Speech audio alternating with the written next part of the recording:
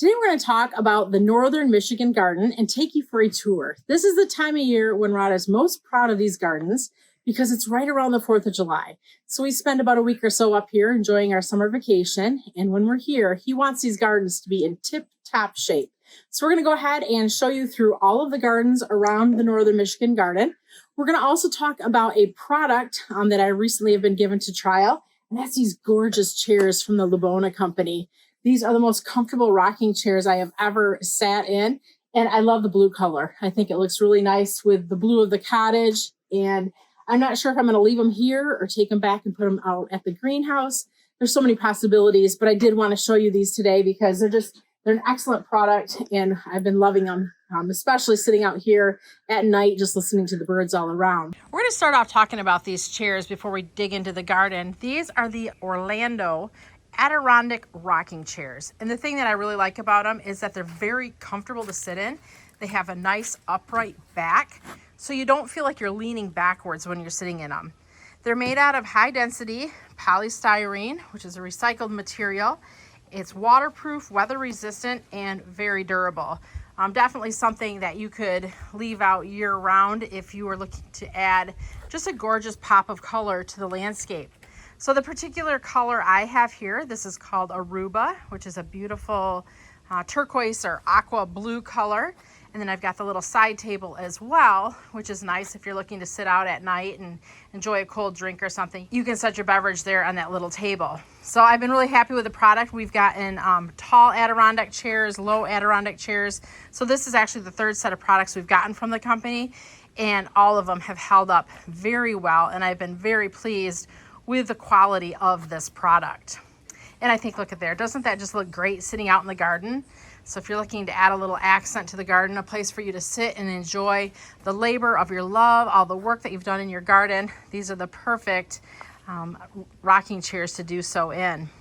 So we're going to check out 4 or 5 different areas in this garden, and I'll be sure to kind of break them up by chapters. That way, if you want to skip around a little bit, you can. But this here is at the front of the cottage, and right behind those chairs, Rod has some bobo hydrangeas planted up against the house. You can see those gorgeous red lark delphiniums, that kind of corally color plant. Look at all the spikes. That is such a prolific blooming delphinium with so many spikes, and it's just a fun plant, and people have really been excited about that this year. There's some daisy may that are blooming right now, some leucanthemum or Shasta daisies. So this is just kind of a fun area that we have planted so that it's always in color. And that is our goal when we're planting the gardens, is to always have color going on. The hanging basket is so cool. We did the same combination last year with the Selenia begonias. This is the apricot color with just a little bit of diamond frost in there.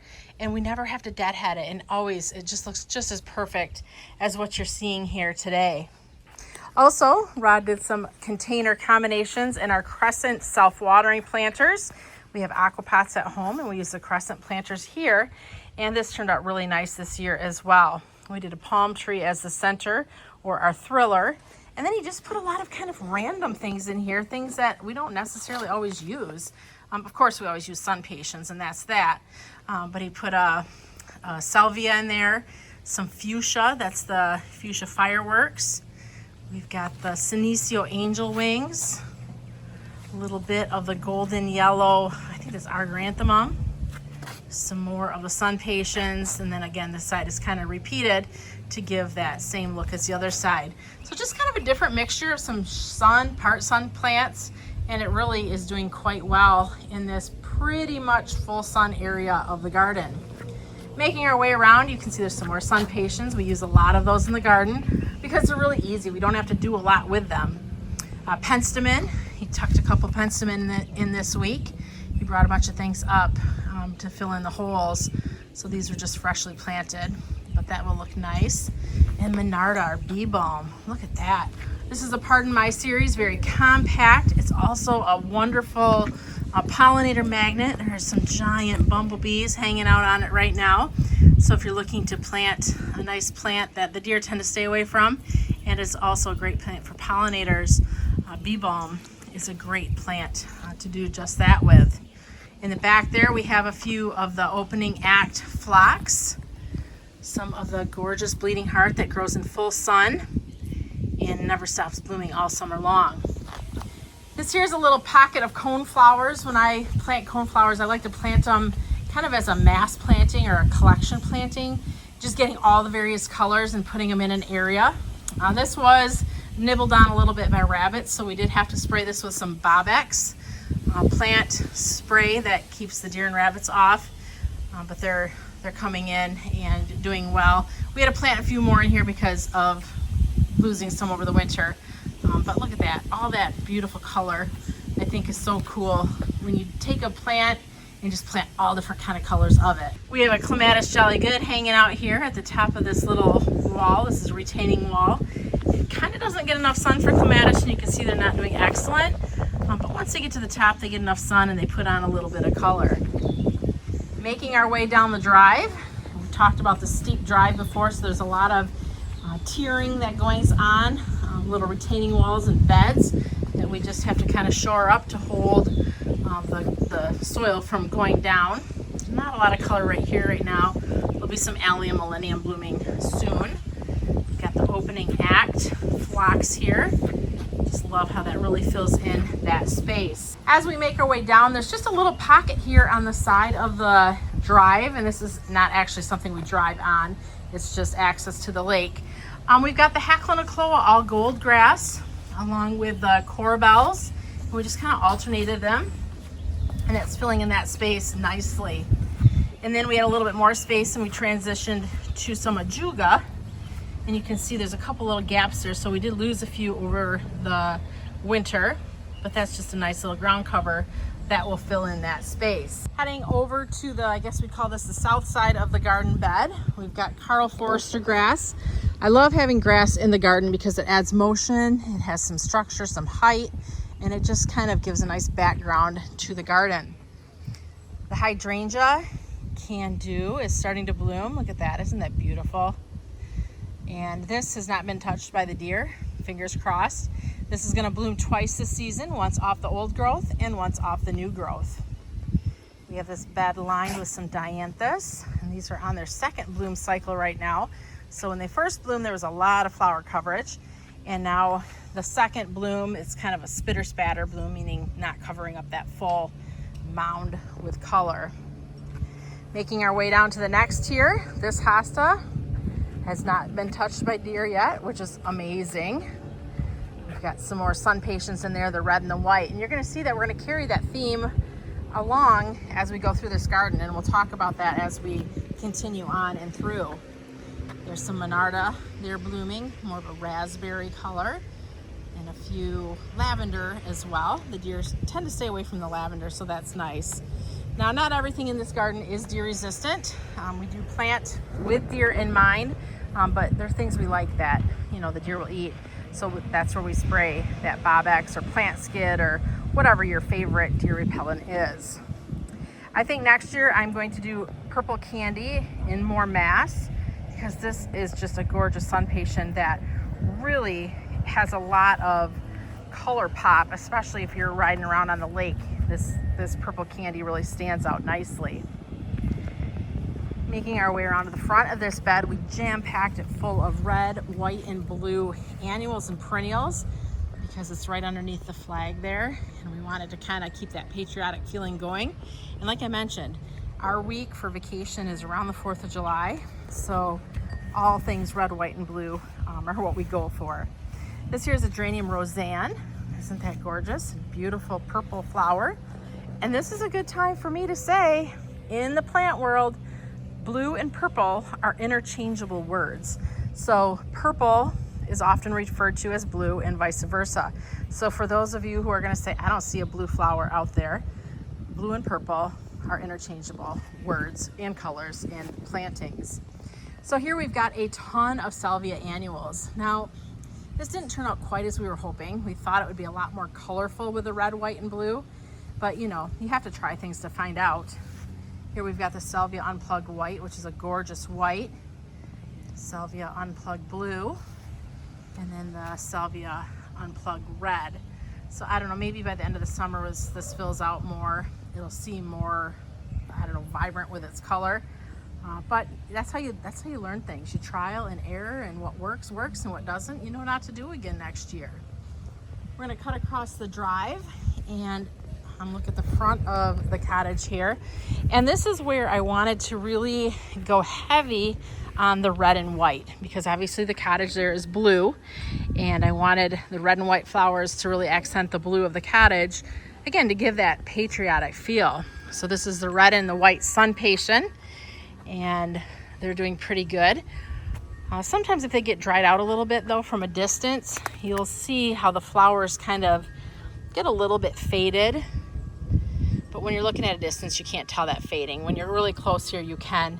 But that doesn't bother me, but I did want to show that to you because some people say my flowers look funky, and they do kind of, but from a distance, nobody will know. None the wiser.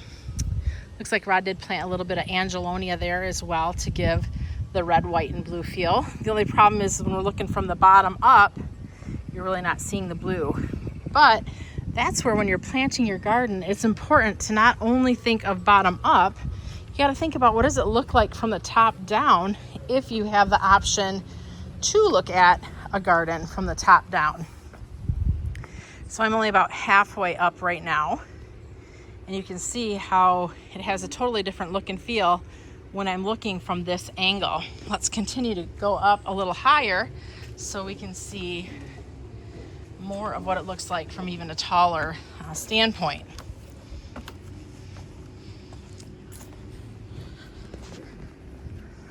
So from up here where we're sitting, facing the lake, we're seeing all the color from the top down. Also too, when we're in, oh, there's a hummingbird. Do you see him there? Oh, I don't know if you do. That's so fun. There's so many hummingbirds around here. So when you're looking from the top of the cottage down, this is what you're seeing. There's a lot of mini mauveette hydrangeas in here, bobo hydrangeas. And then Rod did tuck a few more perennials in as well. So you're seeing those gorgeous coreopsis, the yellow. You're also seeing a lot of coneflower. So when we planted this bed, we did kind of like a giant wave or a giant sweep of coneflower, all the different colors, just to really bring a lot of vibrancy to this garden bed. Now, there's also some pugster butterfly bush in here, which they're not blooming yet, so we'll probably get those in the next video. There's some tall phlox, some of the opening act phlox, that's that purple right in front of us. And then where the deer could possibly enter onto here, they'd have to walk down a pretty steep hill, which they will do, because that hill was all planted with a juga at one time, which is deer resistant, but the deer ate it. So this could be an entry point for them. So we put a rose of Sharon there kind of as a stop block. And then we planted 3 spirea right here, which is a shrub that the deer tend to stay away from. So they would have to go barreling over that spirea to get into this garden bed. So that was very intentional that we kind of put that block there. So far, pretty good. The deer don't go up into here because it's kind of not their easiest access point to go in. Now we're gonna head to the side of the garden. Rod planted this all up about a month or so ago, and this area last year did not fare very well. And I don't know, I do know what the problem was. We had mixed in something in our preen container that wasn't preen, and instead of killing off weeds, it kind of didn't do well and killed some of the plants. So that's it's a rookie mistake we shouldn't have done. But hey, it goes to show even we make mistakes in our garden as well. So don't be hard on yourself if you make a mistake that you regret. Even the professionals like us sometimes can make a mistake. So there's a very thin little ribbon here that we have the saffron finch petunias in. And then in front, we have another little pocket in here that we have the Vista Paradise. So that's kind of just lining the beds. And then in this first pocket here, we've got a lot of the white sun patiens. There's some gorgeous gaillardia that are in full bloom right now. There's a stilbe and the ligularia. And then there's even some bleeding heart, which is that chartreuse foliage you're seeing. I'm gonna walk in here a little bit and try to get closer to the next levels for you. This next level here has a lot of astilbe, which hasn't bloomed yet. There is some campanula, which is the white and the purple you're seeing. There is a lot of Jacob's Ladder or Penstemon Heaven Sent, which was an earlier spring bloomer. And let's see what else. A few Bleeding Heart, which was early color as well. And then off to the edge there, he planted, it's a new one. Violets Are Blue, I think, Delphinium. And then also some Thalictrum Cotton Candy. So those are gonna be kind of there, hopefully. They're a little small yet, but hopefully they'll keep the deer out of this garden bed. Now, we know the deer have been in here because we have seen some deer damage. And I'm gonna show you that as we continue to head towards the front of the garden, because that was pretty disappointing the other day when we woke up. The next level here, there are heuchera, which is kind of some of those big leafy lighter greens, our corabels, also the dark foliage is corabels. There's more astilbe towards the back. There's more delphinium, pulmonaria, Brunera, sorry, all the words kind of blend together. A few hostas, not many because we know those are deer food. But just a lot of color, using a foliage color in addition to some flower color. So this here is just really more right now for full summer, a foliage garden. I'm gonna walk around and get up on top there and show you a couple more of the gardens that I think you're gonna really enjoy. So I just mentioned that we had some deer issues, and this is one of the spots. There's heuchera here. There's some more of that Hacklenacloa grass. And this was just recently planted. We had caladiums in here and they weren't doing good, so Rod pulled them all out and replanted with what you're seeing. And within 2-3 nights, the deer or raccoon or something had been in here and pulled out all those corabels. So Rod got them all replanted. They are now all sprayed up, and it's been a night or two and the deer have not touched them. So hopefully that's gonna stay that way. And with a product that we use, it's nice because you can spray the foliage, and the only time you have to respray is if there's any new growth. So once you spray all the original foliage, you're pretty much set and don't need to worry about reapplying if it rains or anything like that. Along the road here, Rod had planted sun patience in the past, and the deer did quite a number on them. So last year he planted lavender, and I'm not sure if it's not getting enough sun because we're not seeing a lot of blooms on it. So we'll leave it here for another season this year, see if we get more blooms as the summer goes on. But if not, I have a feeling they're going to come out and get replaced with something that is just a little bit more showy, especially for right here roadside. We've got some jolly good clematis blooming. Now, they're not getting enough sun, but hey, if they'll give me a little bit of bloom, that's better than nothing. We have some spirea here, which is a nice deer-resistant shrub that has great foliage and also wonderful flowers. Hellebore or Lenten rose, so that's spring color here. Some more of the spirea. There's a cherry cordial begonia back there with red and white sun patience that have been very well sprayed with Bob-X or Plant Skid or whatever he was using. Now this is a funny thing. A few weeks ago, I don't know, 3 or 4, he planted all these gorgeous begonias. So nice, beautiful begonia row. They were all doing good. He had them all sprayed up. We had a few extras at the greenhouse, so we thought, you know what, I'm just going to plant a few more in here. Here's another place. It only took a matter of 2 nights, and they became a deer salad bar. So you can see how the deer took the leaves off. Rod got them all replanted, got them all sprayed in really good with some more of the deer repellent. And so far, now that they're sprayed, they've stayed off the plants. So, but this is just a good area in the garden to show. I mean, if you're on top of things and you get them sprayed, the deer won't touch them. I mean, they had just as much opportunity to eat these begonias here that we're seeing as they did the ones that they ate. It's just they knew those had been sprayed and these hadn't. So these tasted very, very good to them. And then a patch of Brunera, which is really pretty in the spring when that blooms. And we're going to head on over to the last garden here and take a look. This garden too is planted pretty much with deer resistance in mind, but we did kind of go and put a few things in that also aren't deer resistant and have been sprayed for the deer. Allium millennium, great deer resistant plant, hasn't started blooming yet, but that will be gorgeous when it does. We've got the diamond frost euphorbia, Probably not the showiest plant, probably won't do it again. But again, you know, you try things and you see what they look like. It's a gorgeous plant. It's just maybe not the right plant for this location. We've got the pugster butterfly bushes starting to bloom. I love the pugster butterfly bushes. They only get about 2 foot tall, which is awesome. There's some Kuffia vermillionaire.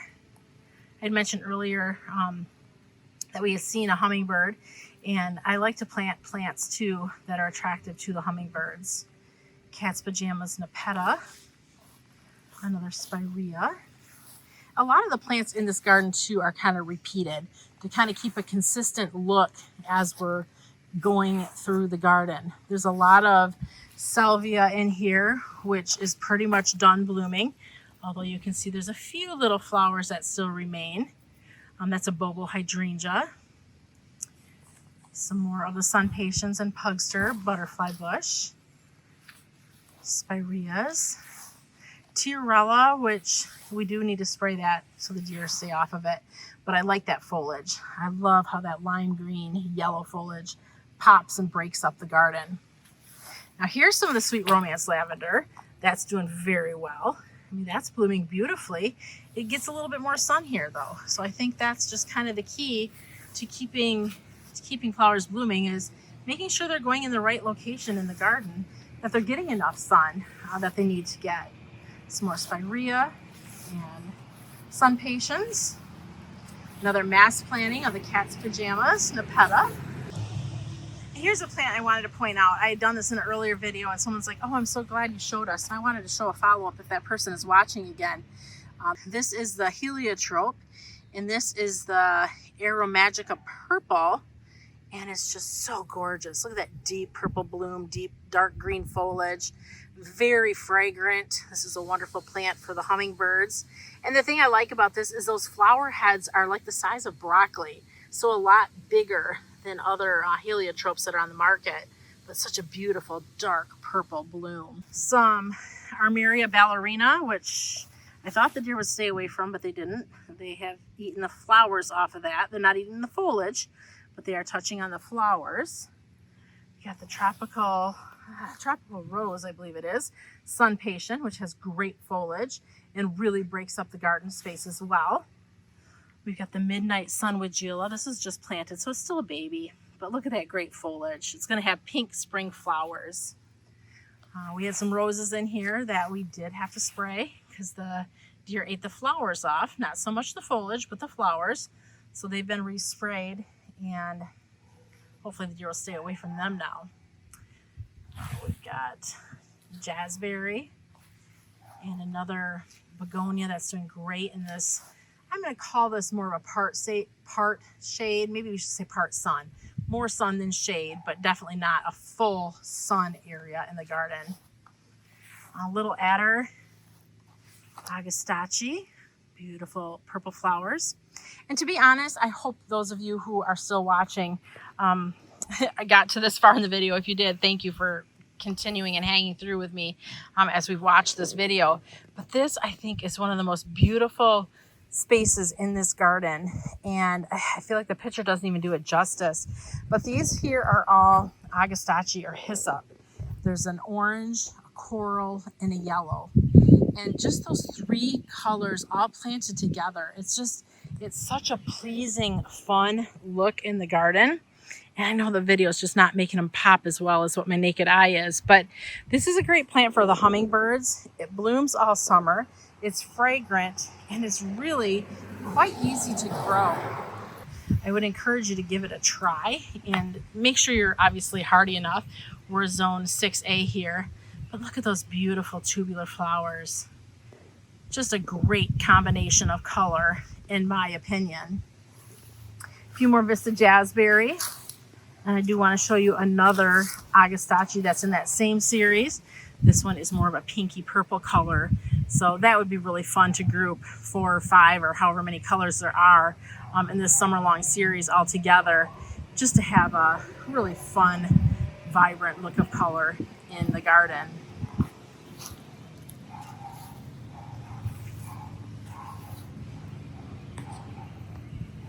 Thank you for walking through the garden with me this evening. For those of you who have hung on and have watched it to the end, I appreciate that. And if you have any questions or comments on any of the plants that we've seen or anything we've talked about today in this video, please leave them in the comments below. I'm curious, what was your favorite garden bed? Was it right there in the front where we started off with the beautiful blue Adirondack chairs? Was it the south garden? Was it the garden that we could see from the upper level looking down? The side garden, or right here along the roadside? Thanks for watching. I'm Heidi from Garden Crossings.